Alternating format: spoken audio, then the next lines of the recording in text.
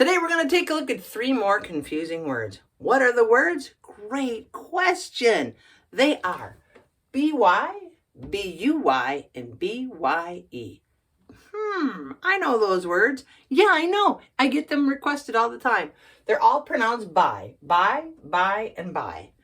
By the preposition. The book was written by my favorite author.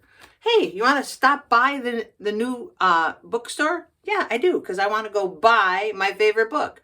Buy, B-U-Y. How that becomes a long I do not know. Buy, to purchase. Do you want to go buy a cup of coffee?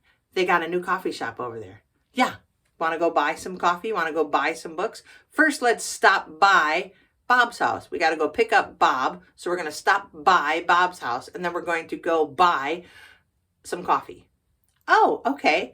Then B-Y-E is also pronounced by, and it's short for goodbye. We say bye, bye-bye, bye. A salutation, short for goodbye. Got it? By the preposition, buy to purchase, and by the salutation. Why does English have so many words that are oh so confusing and just like to drive us crazy?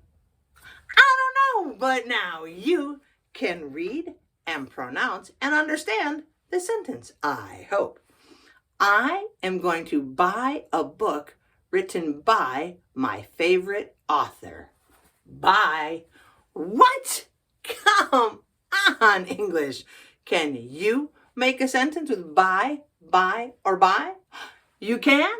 Leave it in the comments. Peace, friends.